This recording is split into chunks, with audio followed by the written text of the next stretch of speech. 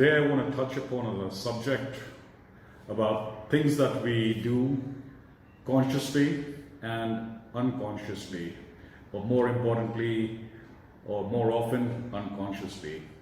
And that's what I would call, what we call habits. Now, we all have habits, some good habits, some bad habits, and I hope most of us have good habits. Good habits, so to speak, they could be like getting up in the morning, saying your prayers, brushing your teeth,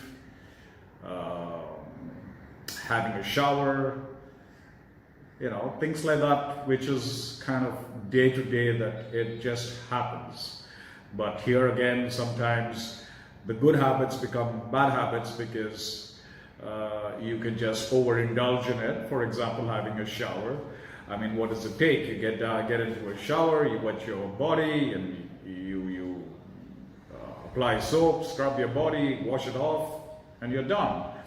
But then there are some other individuals who would get under the shower and be quite happy because it's a nice hot shower, standing down there, soap in their hand, and just merrily washing, wiping. So water's running, soap is getting wasted, and they think they're having a shower, at leisure. Well, that could lead to being an irritant for other people, and it is also, frankly, a bad habit. Bad habits are umpteen, just like good habits. You've got bad habits which are, can go on and on and on. Anger is one of them. Smoking, drinking, overeating, all these kind of things are all bad habits. We tend to do them more often than not unconsciously.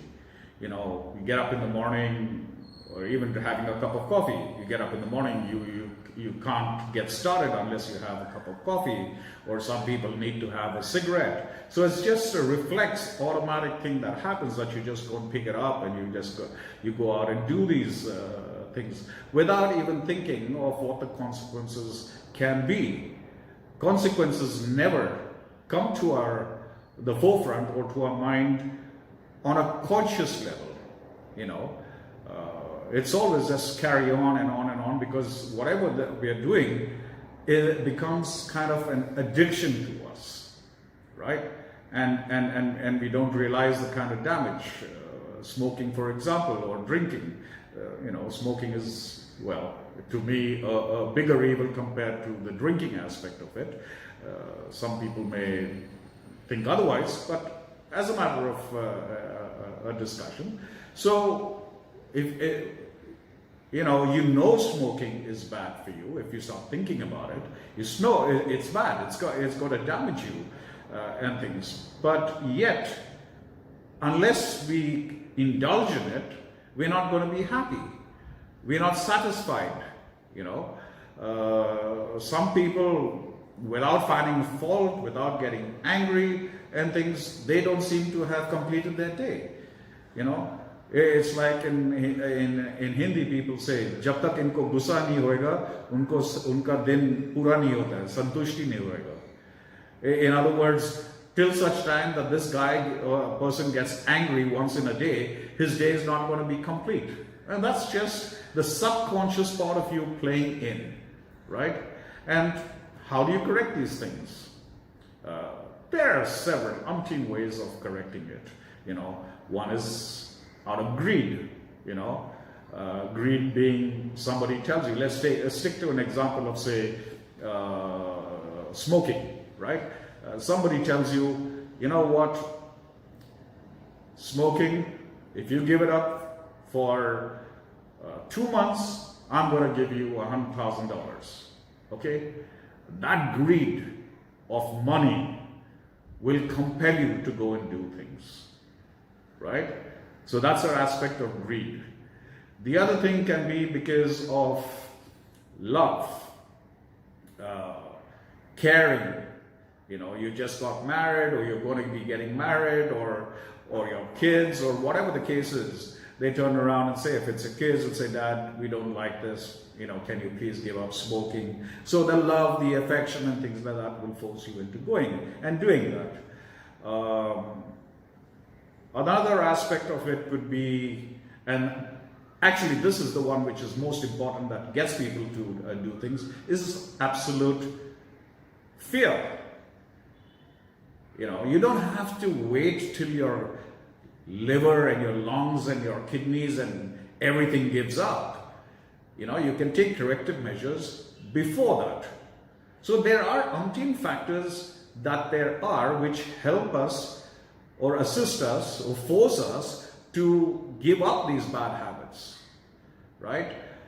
And all these habits, if you notice, are stimulated by somebody outside us. Outside us. My thing is, why do we have to wait for somebody to stimulate us to do things, right? When we are people who should be in control of our own selves, our own being, when we can do it ourselves. And the best way to be able to correct these things, my friend, is through meditation. Meditation is such a powerful means, exercise, technique, whatever you want to call it, of being able to correct ailments, disease, habits, all sorts of stuff.